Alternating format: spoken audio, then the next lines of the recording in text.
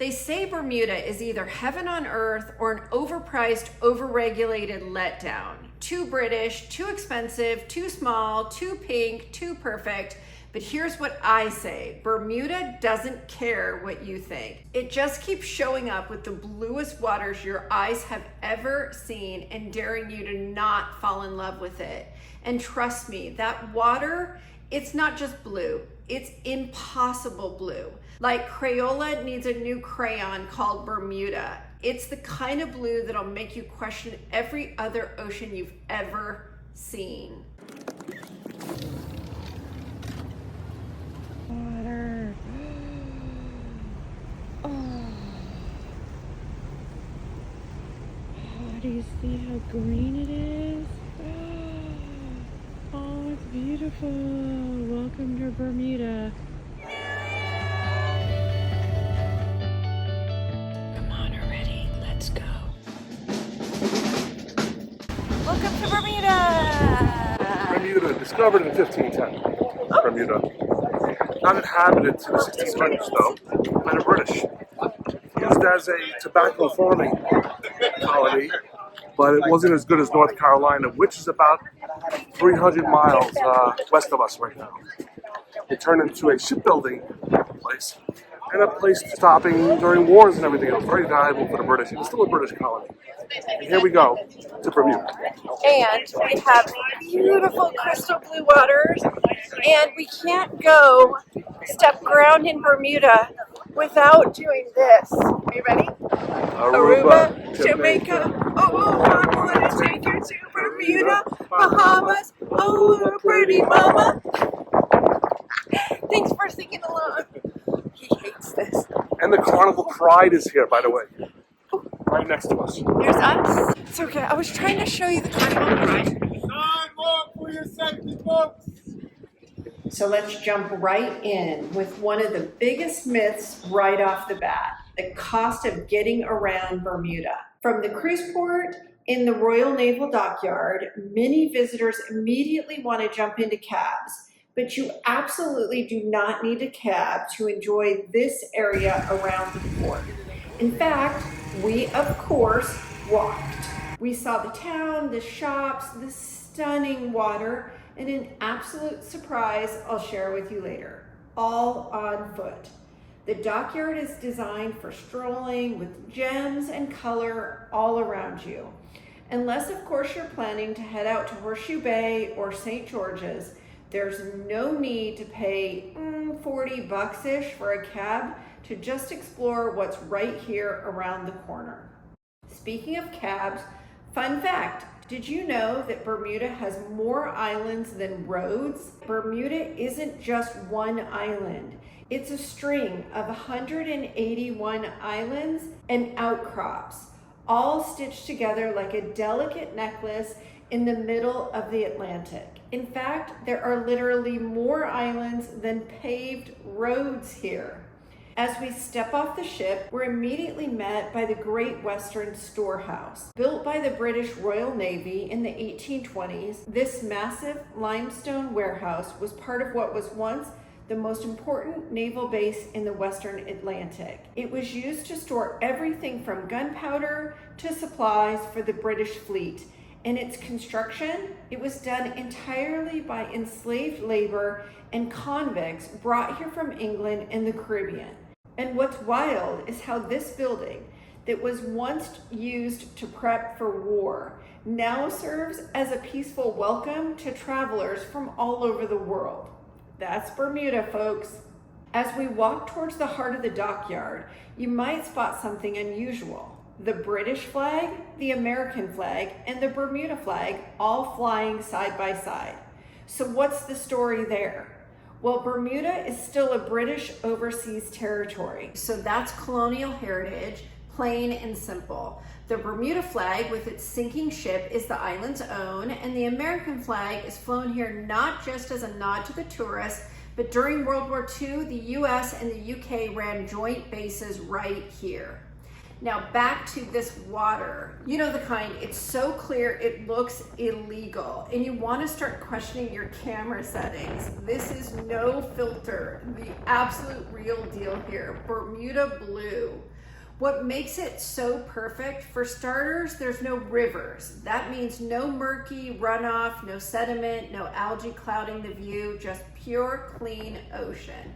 And the color, it's this bright electric blue that comes from Bermuda's white limestone seabeds.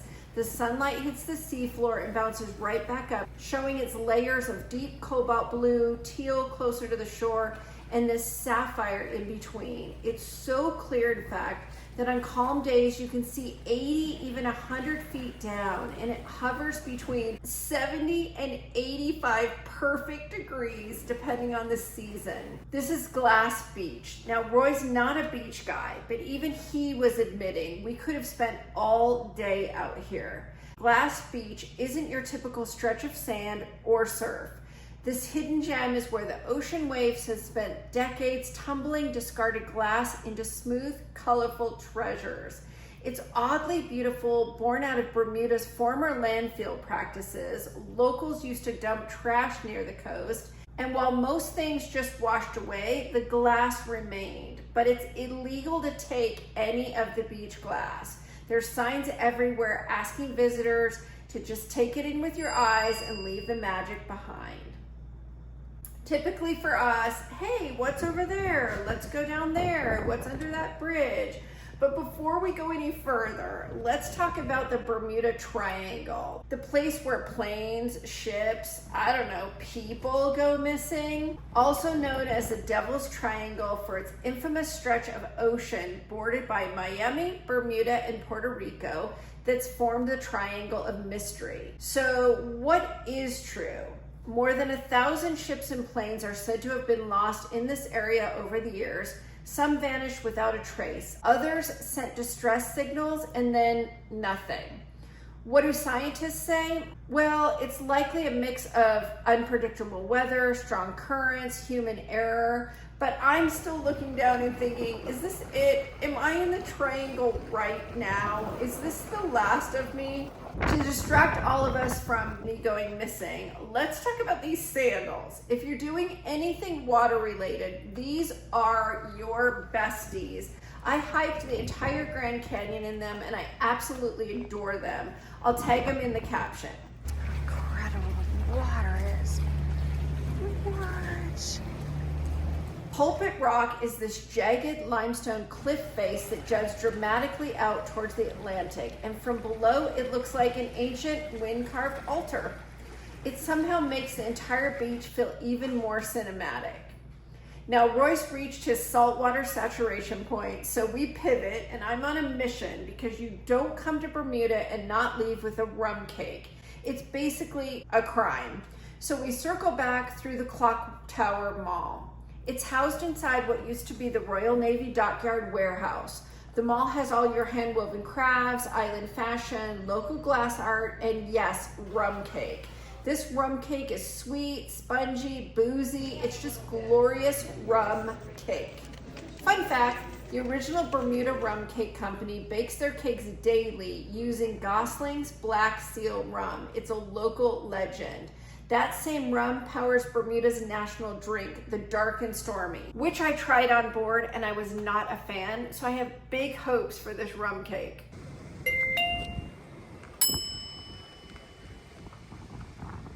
After we leave the shops, you'll spot them, bright red phone booths. They're leftovers from Bermuda's long history as a British overseas territory, but here's the kicker, they actually still work. They even will facilitate an international call.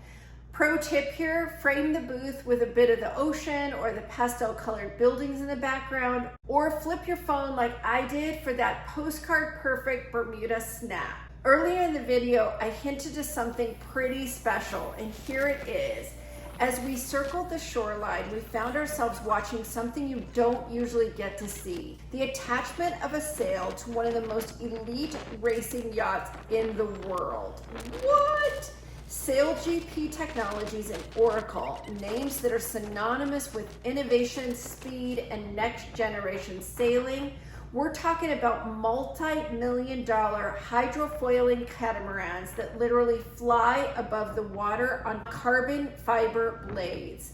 These boats break 60 miles an hour and we watched one get rigged. Just pure luck and perfect timing, and I filmed every single second of it.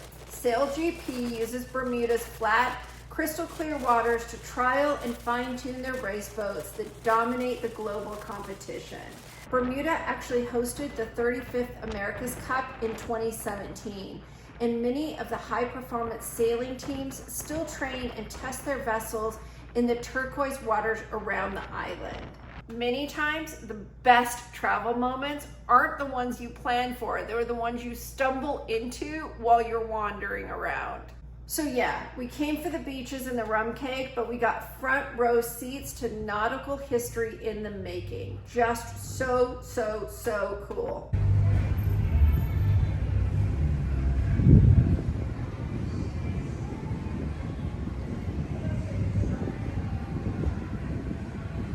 When we get back on board, we have an invite for the World Cruise group photo we won't miss. We test our rum cake and cap off our night with a Bermuda-ful sunset. It's a pound cake. Do you taste the rum at all? No. What do you think? Thumbs up, thumbs down? No, I love pound cake. Okay, good. So it's a good one. It's a pound cake. All right. Yeah. Thanks for exploring Bermuda with me, and I would love your thoughts on this turquoise gem. Where have you been that the water has been this beautiful? I would love to hear your thoughts. Share them in the comments below. Have you been to Bermuda? What'd you think? And what'd you think of the video today? Now is a good time to remind you to subscribe, because we're gonna do a little slingshot back to the beginning of the Ultimate World Cruise. I didn't start filming until Peru when we were in South America, and we had 20 stops before Peru, some just absolutely incredible places. The ABC Islands, the Caribbean, down into South America, not to mention New Year's Eve in Rio de Janeiro, the Antarctic, the Chilean fjords. They're all gonna blow your mind. So stick with me. I want to show you the rest of our Ultimate World Cruise and then the continued travels we've done since then. So stay tuned. Next up is our first world wonder in Chichen Itza, Mexico. So until then, bye for now.